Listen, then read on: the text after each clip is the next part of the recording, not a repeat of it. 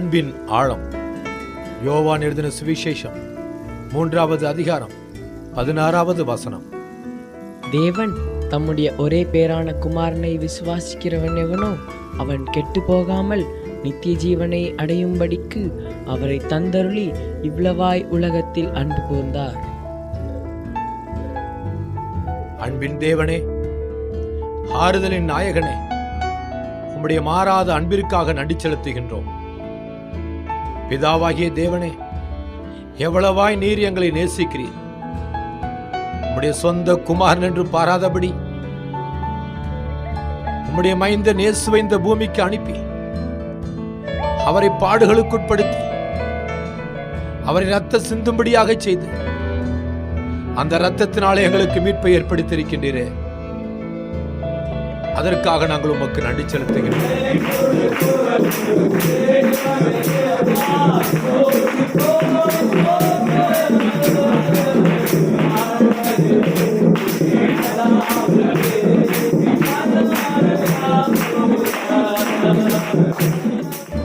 நீர் அன்பின் தேவன், நீர் அன்பாகவே இருக்கின்றீர். உம்முடைய ரத்தத்தை எங்களுக்காக சிந்தி இப்பூமியில் உம்முடைய அன்பை வெளிப்படுத்தி விட்டீரே. உம்முடைய அன்பை விட்டு நாங்கள் எங்கே ஓடுவோம்? அன்புக்கு எல்லை கல்வாரிதானே. ஆம், அந்த கல்வாரின் ரத்தம் அன்பின் வெள்ளமாக இப்பொழுதே புறப்படுகின்றதே. அப்பா, உமக்கு நன்றி. இயேசுவே, உமக்கே ஸ்தோத்திரம். அன்பின் தகப்பனே, உமது அன்பை உலகம் அறிந்து கொள்ளட்டும். அந்த அன்பு உலகத்தையே மாற்ற வல்லதல்லவா? இந்த உலகத்திலே அன்பை விதைத்தவர் நீர்தான். அந்த அன்புக்கு எல்லை நீர்தான். பரிசுத்த ஆவியானவரே, இந்த அன்பின் ஆழத்தையும் உயரத்தையும் அகலத்தையும் நீளத்தையும் இப்பொழுதே உம்முடைய பிள்ளைகளாகி எங்களுக்கு கற்றுத்தார்.